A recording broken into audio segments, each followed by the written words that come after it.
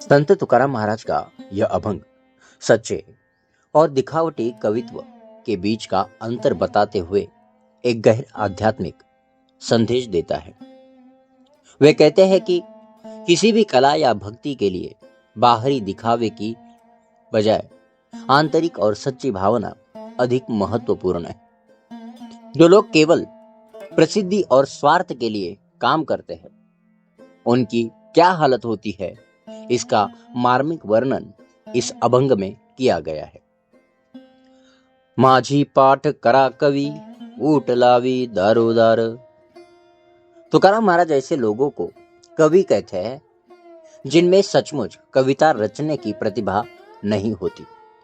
ये लोग अपनी कविता में कोई रस नहीं होते हुए भी उसे दूसरों को याद करने के लिए कहते हैं। ऊट लावी दारोदार, इस वाक्य से तुकाराम महाराज उन कवियों की बेबसी दिखाते हैं। ऊट लावने का मतलब है आग्रह करना या पीछे पड़ना।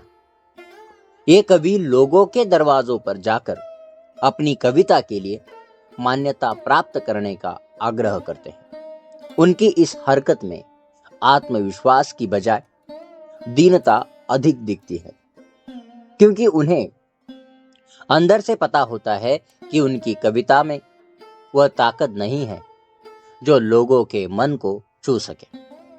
इसलिए उन्हें दूसरों के सहारे अपना कवित्व सिद्ध करना पड़ता है।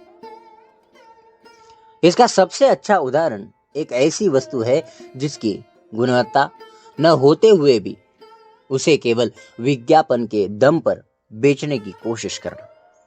जैसे वह वस्तु ज्यादा समय तक नहीं टिकती, वैसे ही ऐसे कवि की कविताएं भी ज्यादा समय तक नहीं टिकती।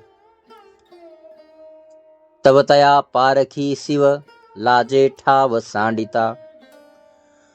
जब यह दिखावा करने वाला कवि किसी सच्चे पारखी या जानकार व्यक्ति के सामने जाता है तो उसकी असली परीक्षा होती है। पारखी का मतलब है वह व्यक्ति जो सच और झूठ में फर्क कर सकता है। यह जानकार व्यक्ति एक पल में उस कवि की खोखली प्रतिभा को पहचान लेता है। उसे पता चल जाता है कि इस कविता में कवित्व नहीं, केवल शब्दों का जाल है। जब यह सच उस झूठे कवि को पता चलता है तो वह बहुत लाजे यानी शर्मिंदा होता है। उसे अपनी जगह सांडिता यानी छोड़नी पड़ती है। यहाँ ठाव सांडिता का अर्थ केवल वह जगह छोड़ना नहीं, बल्कि उस जानकार के सामने वह अपनी प्रतिष्ठा भी खो देता है। उष्टावळी करुणी जमा कुंथुनी प्रेमा आनितसे। इस पद में तुकाराम महाराज ऐसे कवियों की रचना प्रक्रिया पर ही सवाल उठाते हैं। वे कहते हैं कि ऐसे कवि अपनी प्रतिभा से कुछ भी नया नहीं बताते, नया नहीं बनाते, बल्कि वे दूसरे महान कवियों की कविताओं में से उष्टावली यानी इस्तेमाल किए गए बचे हुए शब्द और विचार इकट्ठा करते हैं। उष्टावली करुणी जमा का अर्थ है दूसरों के विचारों की चोरी करके या उनका अनुकरण करके अपना काम चलाना। इस तरह दूसरों के विचारों पर आधारित कविता में वह कुंथुनी यानी बहुत कोशिश करके जोर लगाकर भावना और प्रेम लाने की कोशिश करता है, लेकिन वह प्रेम सच्चा नहीं होता, क्योंकि वह अंदर से नहीं आया होता। वह सिर्फ एक बनावटी भाव होता है। तुका म्हणे बाहेर मुदी आहाच गोविंदी न सरती। अभंग के अंतिम पद में तुकाराम महाराज इन सभी तरह के लोगों पर एक बड़ा आध्यात्मिक निष्कर्ष निकालते हैं।